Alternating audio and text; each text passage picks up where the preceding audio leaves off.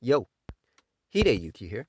The rebelling rose, the messenger effects, the one born to be berserk, the one chained to oblivion, returning yet again with another excellent video.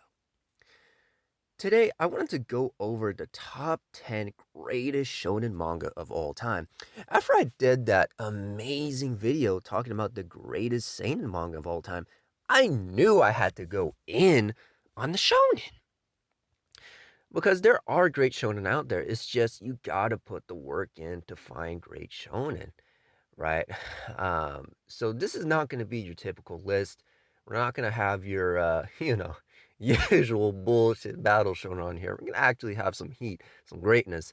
So without further ado, let's get right into it. So first up on this list, we got Guyver. Man, oh man, this is a manga for the ages, boy.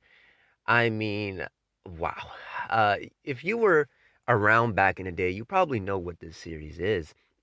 If you grew up watching the 80s OVA or maybe the 2005 series, or maybe you even remember the Viz graphic novel print for this series.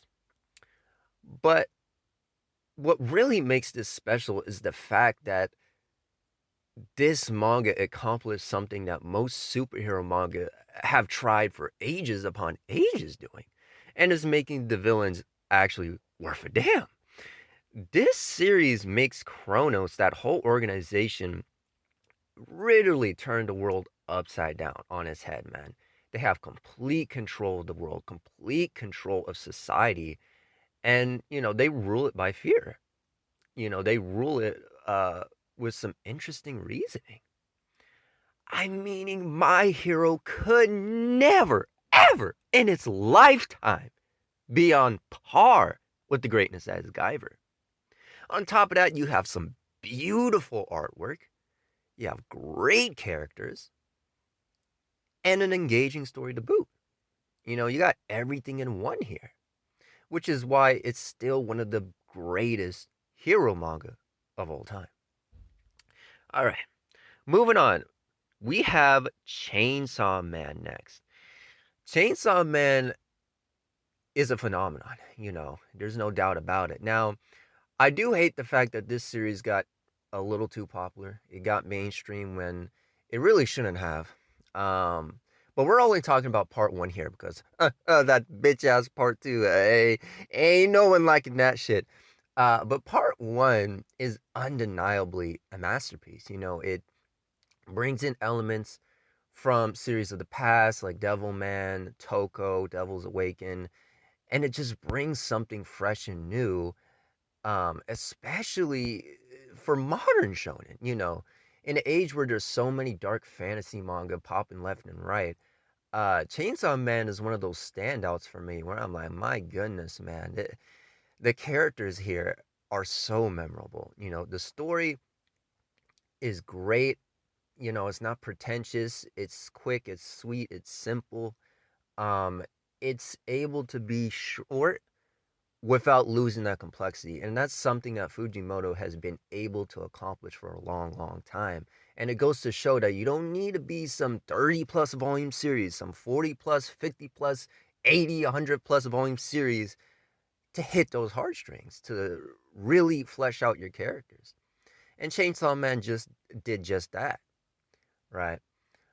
But yeah, this is just an incredible manga all around, and yeah. Next up on the list, we have JoJo Bizarre's Adventure Stone Ocean. Now, when it comes to JoJo, I can't stand JoJo for the most part. This is a exception for me because most of JoJo, oh fuck, man, I could go on and on about how trash this series is, man. Especially Golden Wind and Steel Ball Run. Those two are probably the biggest offenders for me. But we're not here to talk about that. We're here to talk about Stone Ocean. So let's get right into it. Stone Ocean was pretty much everything that I thought Golden Wind was going to be, right? Where I had this high expectation for Golden Wind to break the traditional JoJo cycle. I'm like, okay, it's finally going to go beyond, right? It's finally going to do something interesting. We're going to actually have unique characters. We're not going to have boring, repetitive fights every 2 seconds. We're actually going to have a competent villain. Golden Wind didn't have none of that. It was more or less the same bullshit. It was pretty much Stardust Crusaders 2.0. Stone Ocean, on the other hand, actually brings in new characters that are interesting, that are likable, that feel like real fucking characters. I'm like, okay, I'm liking Jolene in the game. I'm liking Poochie. These characters are actually working for me. They're actually fleshed out. Battles aren't stale. Like, they actually have decent battles for once, right? There's a little bit of strategy here and there. There's no repetition like Araki usually does in these parts. And that's what Stone Ocean worked for me. Um, and yeah, it's definitely an underrated part. And it's definitely the best that Araki has to offer. And it's crazy that it took him 6 parts to finally get it right. But hey, better now than never, right? But anyways, moving on. Next up on the list, we have Claymore. Claymore is a really interesting one here. This is a series I read way back in the day. I can remember when I was first reading Jump titles, and Claymore was one of the first ones. And it's still a series that I go back to every now and then.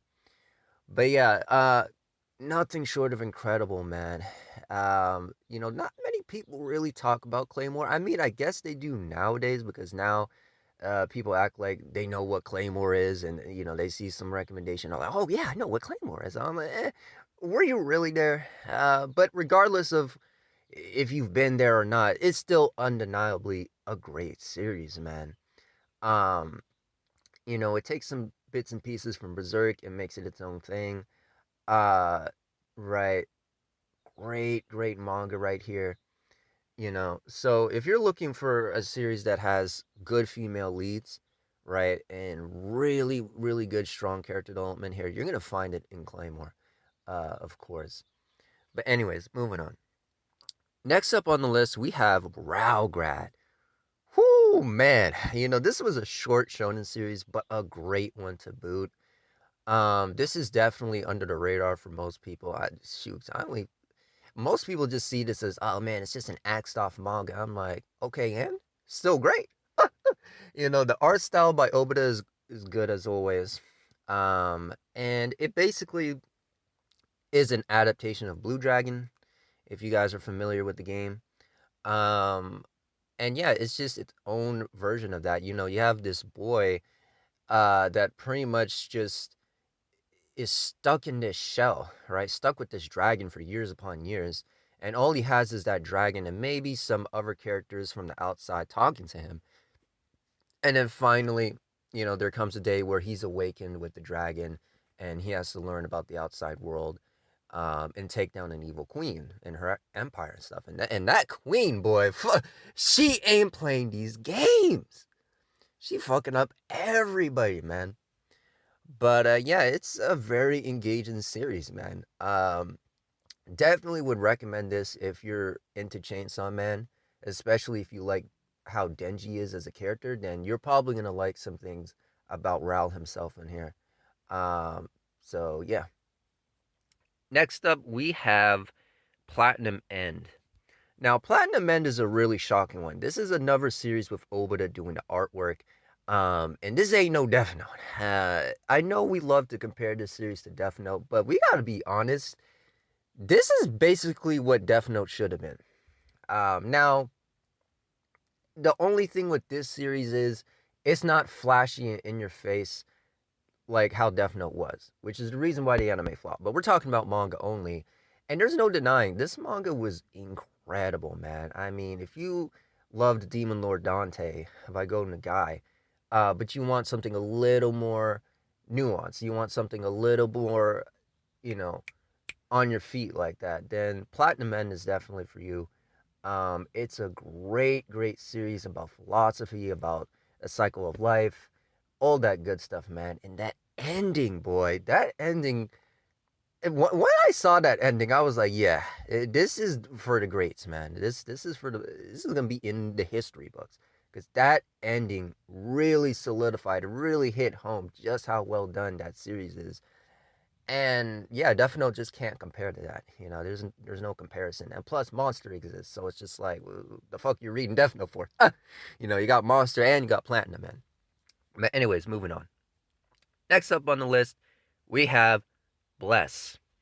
Bless is a very new series that, again, not many people know about, but it's a great one. You know, you have it's basically Paradise Kiss as a shonen, but instead of uh trying to get into, you know, just modeling or what have you, you have makeup and modeling kind of meshed together. You know, you have one character that wants to get into makeup design, and you have another character that wants to get into modeling.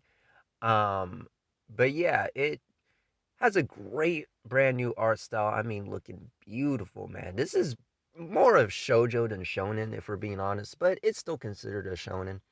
Um, but yeah, you just have these two characters that come across each other, they learn of each other's talents, and they try to help each other to flourish. And that's what Bless is all about, right? And you know, it's kind of a modern take of that youthful spirit of chasing after your dreams, right? And going deep into that. And that's what makes this manga special, man. That's great to see that. Moving on. Next up on the list, we have Devilman. This is a classic right here.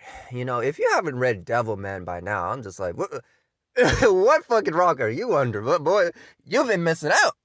Ain't no way you haven't read no Devilman yet. But yeah, this is still a classic manga right here. You know, pretty much every dark, edgy shonen owes it to Devilman.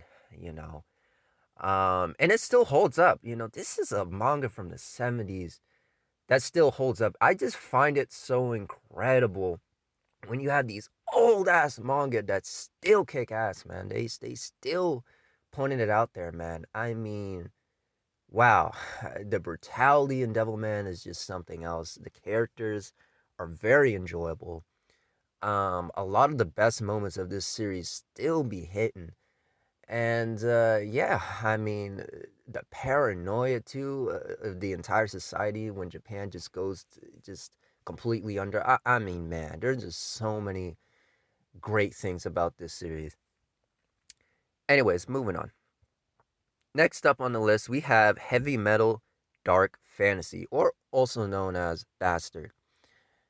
Man, you know, this series right here, whew, this was something else. You know, it started off kind of like a goofy, silly kind of parody. And usually when series do that, I'm like, you can't do that and then try to be serious all of a sudden because it's too much of a switch. It's too much of a whiplash. It's too much of a 180.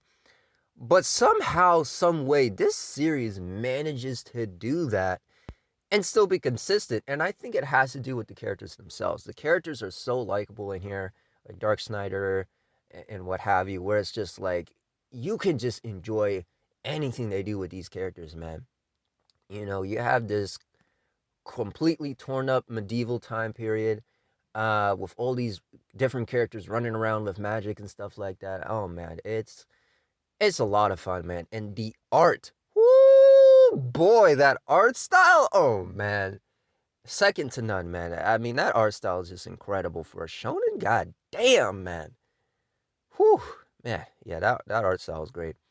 And of course, for your metal fans out there, I mean, this series got metal galore in there, with references really everywhere for characters, for places. I mean, you name it. Fucking special attacks are named after, you know, a metal song or a band or something like that.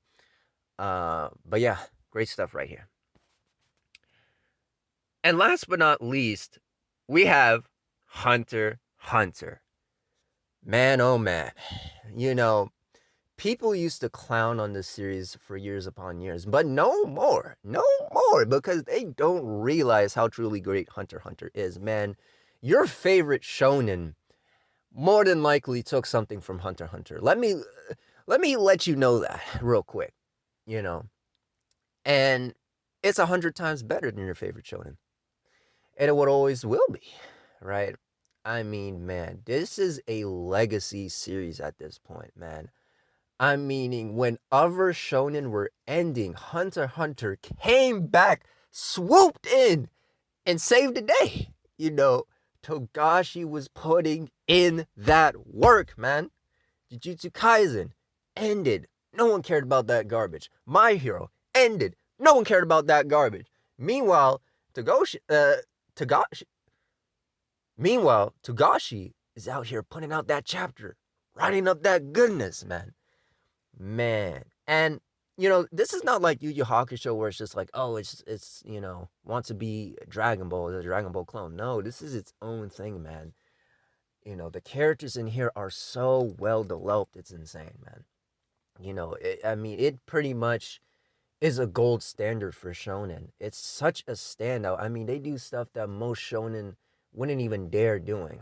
And if they do dare do it, it's only because this series did it first, right?